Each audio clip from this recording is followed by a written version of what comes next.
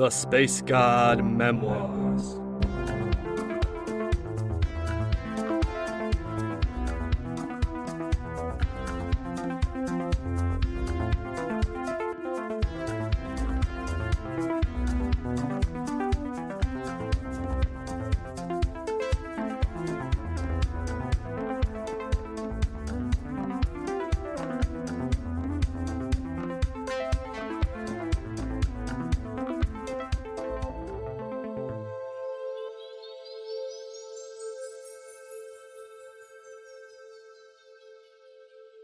Season 2, Episode 18.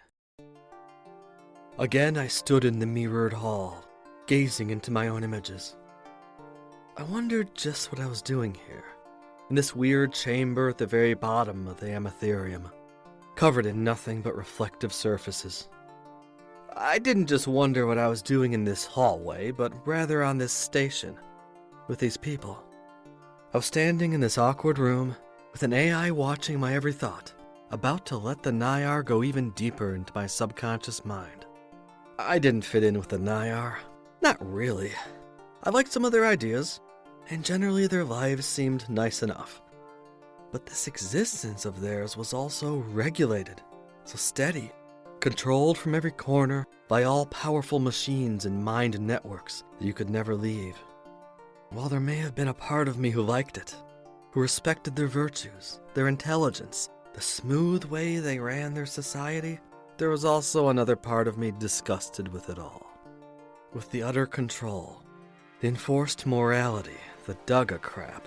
That part of me just wanted to fly away, to steal one of their ships and zoom off into a random direction.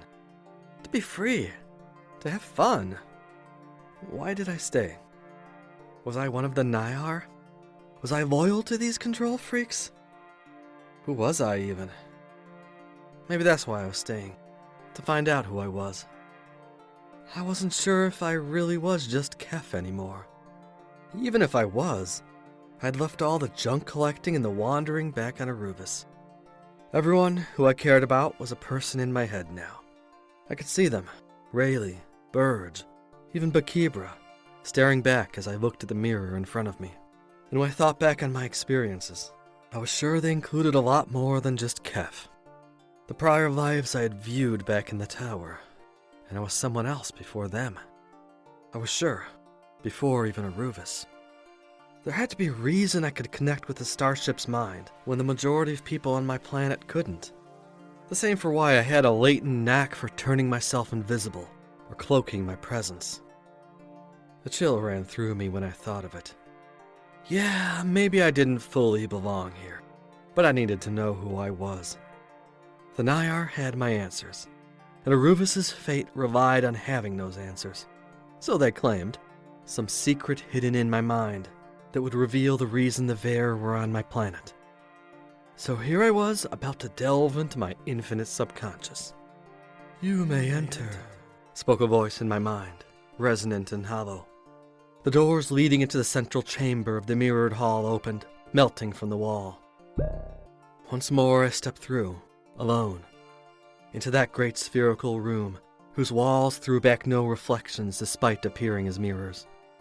Savaharthas stood tall before me, his translucent emerald body looking like a statue in the pristine light of the hall, wings folded behind his back, a perfectly serene face staring down at me, betraying no emotions. Again, I was here, the same hall I had communed with the Naiar Council in, face to face with the same inscrutable being who had met with me then. I felt a tad nervous, a touch twitchy, and more than a little annoyed.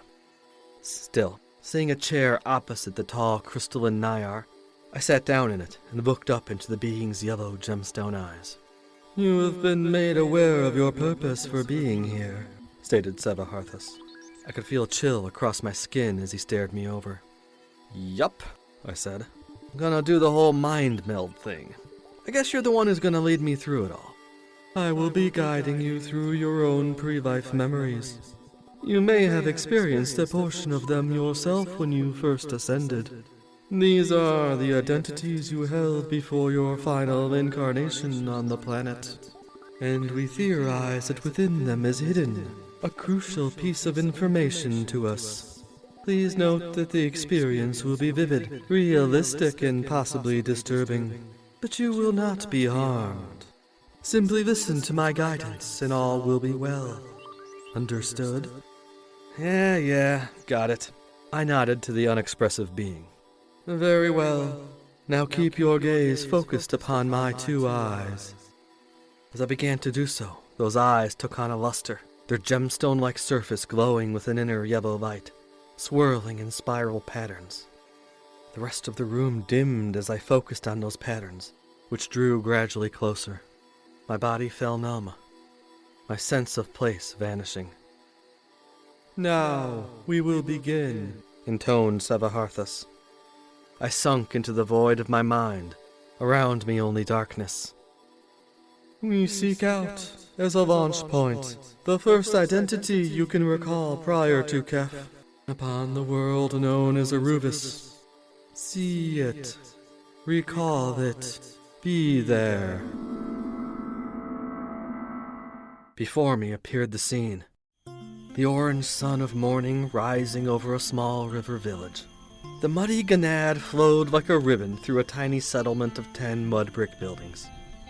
In the distance, the green and purple hills of the river valley ringed the horizon. Flarn flitted across the skies. The acrid scent of dugga wafted through the air, accompanied by the more gentle odors of grasses and flowers. Keph faded into the background, and my persona became the one known as Yela, a woman of the river towns, her flesh caked in a layer of mud, wide of hip and of shoulder, her mind strong and healthy, if uncomplicated. Yela stood ankle-deep in the muddy field, the coolness of the red earth upon her bare soles. With one hand on the reins of her dugga Ag, she directed the bulky beast across the newly plowed field.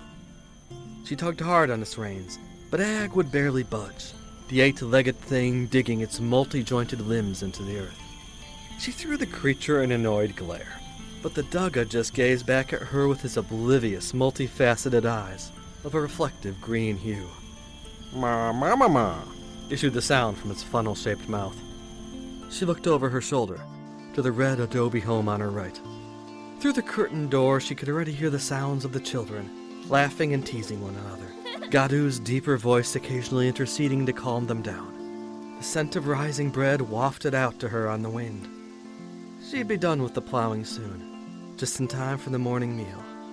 Gadu still berated himself over having his wife do such muddy work, but Yela knew the dugga would never let him lead it about. A fine partner, but the man could truly be a yug at times. Yela turned back to Ag. Come on, you stubborn thing, she whispered to it, with a smile on her face as she ran her hands across its fleshy scalp. Get ya move on. As Yela did so, she could feel a tingle going from her palm into the beast's head, accompanied by a flush of warmth in her own scalp. There, that ought to do it, she thought as the dugga lowered its head, calmed. Meow. The beast let loose a sigh of contentment, then nodded its head amiably at her. That was certainly something Gadu could never do. Talk to the dugga. Not everyone could do it, really. Took the right kind of soul, it did. A blessing from the lords beyond. Yela mouthed a silent prayer to Lord Gurveth, and to Joth, who was said to govern the beasts. She was thankful, truly. Her life was not an easy one. None of the people's lives were easy. But she had a loyal partner in Gadu, 2 healthy children born untainted, and her own health as well. Sometimes she dreamt of more, to be sure, but what more was there? Better to be here, protected in the river valley, than out in the wastes, killing and dying for scraps. Yela once more took Ag's reins and directed it forward, this time with not so much effort. The dugga pulled the plow slowly through the mud-drenched fields, Yela standing close by its side. Keeping her left hand on the beast's collar, Yela was surprised by a sudden jolt as the plow stopped in place, tugging violently at the harness. Ag let out a yelp of surprise. Moo! A quick look at the dugga told Yela that it was unhurt, just jostled. It must have struck a stone, she figured, but when she squatted down to examine what the plow was stuck on, she was surprised to see something metallic shining in the orange sunlight. Yela cupped her hands together and began moving away the excess mud. There, embedded in her field, was a curious find. A rounded piece of silvery metal, jutting up out of the ground, one side of it covered in rivets with wires stuck in them. She reached out to touch it, running her dirty fingers across the soft metal. Yela felt a tingle running all across her body. Her head was all funny, like there was someone else in it or looking over her shoulder. For an instant she wasn't in the field anymore, but zooming through the stars, shining lights kaleidoscoping around her, the feeling of impossibly rapid motion. She blinked and she was back in the field, but her hand was still on the metal object, and her whole body was humming. For a brief instant, Yela was someone else, her identity as a farm wife gone, her perspective strange and alien, as she gazed out over a foreign farmstead, the only familiar sight being the broken metal on the ground. She snapped out of her trance, hearing a shrill scream from over her shoulder. A child's scream. She looked to her right, and there stood her eldest, Danab, and behind the boy his sister, the tiny Lika. The boy, wide-chested for his age, wore a bright smile on his face. The girl behind him waved awkwardly at her mother. "Mama, time to come in," said the lad. Yela fully emerged from her reverie, her identity returning. She looked down at the metal lodge in her field, shook her head, forcing her gaze from it. It was an abomination, probably one of the old people's sinful relics, trying to force its will upon her. She'd have to get Gadu to remove it and dispose of it before the priests came. Whatever strange vision that artifact had induced in her, she told herself that she'd best forget about it before her tongue slipped in front of the wrong folks. Yela turned fully towards her children, returning their smiles. Already the delightful scent of risen bread was meeting her nostrils. She kicked some dirt in front of the mostly buried relic and turned to her dugga. She began leading the beast back the other way, towards the family barn. And while she would not admit it to herself, a part of Yela still thought of that curious relic and yearned to know more of it. I stepped back from the lifetime that was playing out, Keph once more returning to me. I paused a moment, seeing the life of Yela continuing in my background. Just like me, that lady had felt the pull of the old ships. While she hadn't done much about it, the farm wife had her encounter.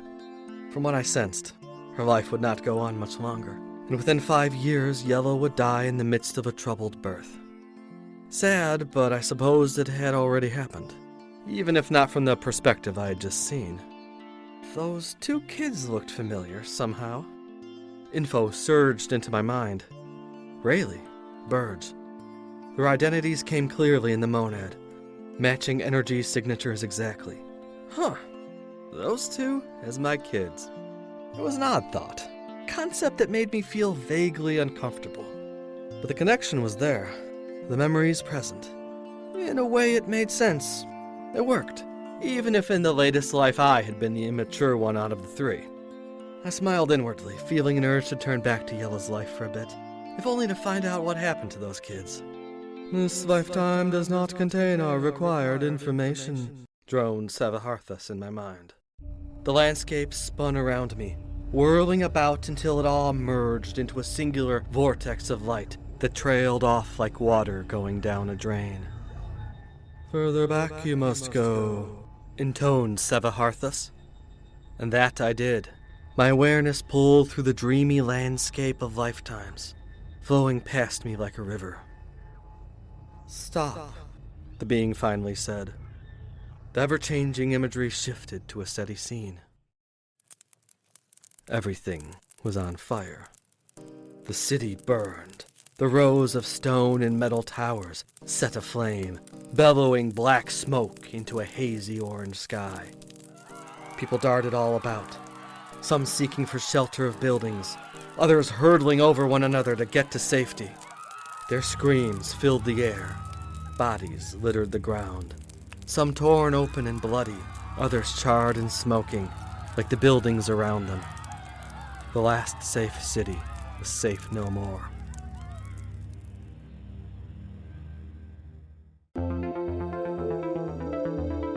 Thank you for listening to this episode of The Space God Memoirs.